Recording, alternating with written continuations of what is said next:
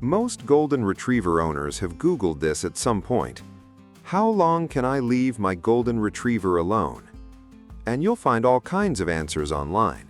2 hours, 4 hours, 6 hours. Some people say 8. So what's the real answer? Here's the truth, and it's not what most people want to hear. It's not about the hours. It's about what's happening inside your dog every single minute you're gone. And once you understand that, everything changes. The way you leave, the way you come home, the way you set up your dog's entire day. If you have a Golden Retriever and you work, or you leave the house for any reason at all, and obviously you do, this video is for you. Because what I'm about to break down is one of the most misunderstood things about this breed.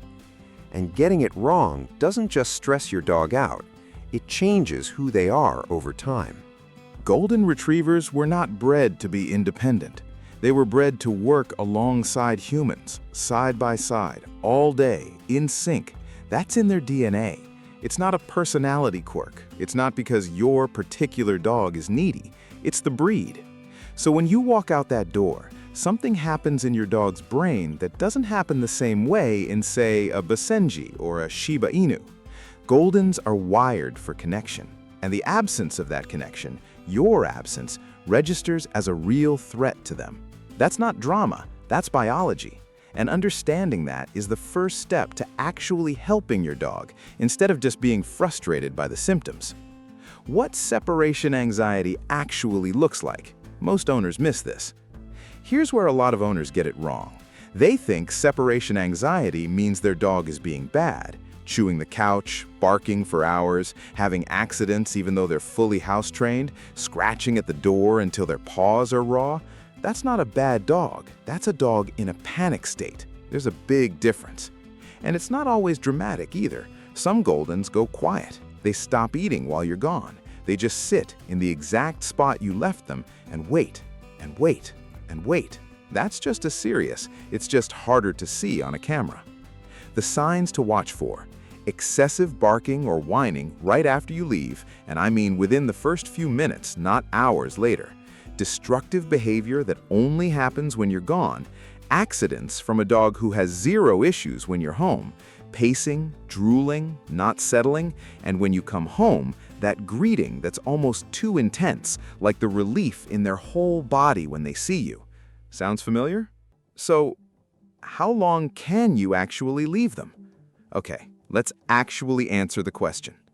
Here's the honest breakdown. Puppies under 6 months, 2 hours maximum. Their bladder can't handle more, and their brain absolutely cannot handle the anxiety of longer stretches alone. Every bad experience in puppyhood wires in faster than you think. 6 months to 1 year, up to 4 hours, but only if they've been gradually trained to handle it, not just thrown into it. Adult Goldens, the general guideline you'll hear is 4 to 6 hours. But here's the part nobody says out loud. That's the ceiling, not the goal. A Golden left alone for 8 or 9 hours every single workday, 5 days a week, that takes a toll. You'll see it in their behavior. You'll see it in their energy when you get home. You'll see it in how they start to struggle with the routine. The question isn't just how many hours. It's, what is my dog's life actually like? Are they getting enough before you leave and after you come back to compensate? That's the real math. Let's talk about what works, because there's a lot of bad advice out there and I want to cut through it. What doesn't work, getting another dog as a solution. Look, 2 dogs can absolutely keep each other company, but if your Golden has real separation anxiety, a second dog doesn't fix it. It sometimes just gives them a companion to be anxious with.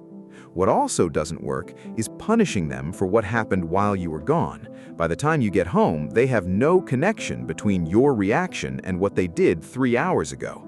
You're just scaring a dog who was already having a bad day. What actually works, and this takes time, so be patient with yourself and your dog. First, practice leaving. This sounds simple, but most people skip it. Leave for 2 minutes, come back. Leave for 5, come back. Gradually stretch it. You're teaching your dog that you always come back. That's the lesson. You always come back.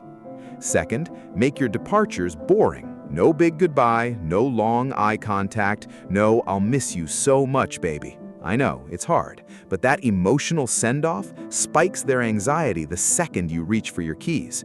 Keep it calm, keep it quiet. Third, exercise before you leave. A tired golden is a calmer golden. Even 20 minutes of real movement before you go out the door makes a measurable difference in how they handle being alone. Fourth, give them something to do. A frozen Kong, a puzzle feeder, something that occupies their brain for the first 20 minutes after you leave. That transition window, right after you walk out, is the hardest. Bridge it. Fifth, if it's severe, get professional help. A certified trainer who specializes in separation anxiety.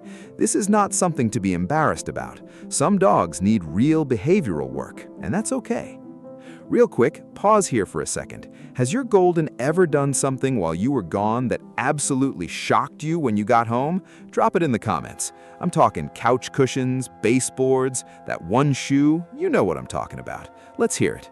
And if you're watching this trying to figure out how to help your dog, stick around because the next part is the one that most people don't talk about. Here's the part I want to be honest about, because I think a lot of golden owners carry this and nobody really names it. The guilt. You love this dog, you chose this dog, and then you have a life, a job, obligations, places you have to be, and every single time you leave, there's this weight. You've seen the look, you know the look, the one they give you from the window. And it's easy to spiral into, am I a bad owner? Should I not have gotten this breed? Is my dog miserable? Here's what I want you to hear. Feeling that guilt means you're paying attention. It means you care.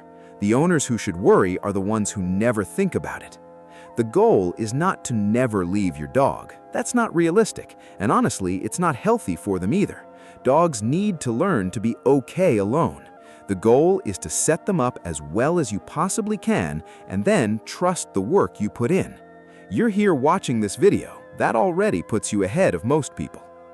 Golden Retrievers are not low-maintenance dogs. You already knew that. But they are worth every single bit of the effort when you understand them, when you know what's actually going on inside them instead of just reacting to the surface behavior.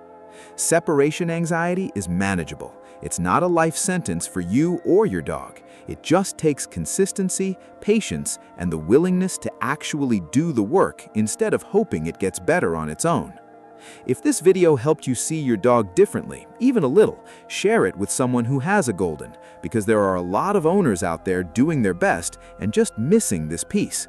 Subscribe if you want more of this, honest, no-fluff content about life with golden retrievers. Every video I make is going to give you something real you can actually use. I'll see you in the next one.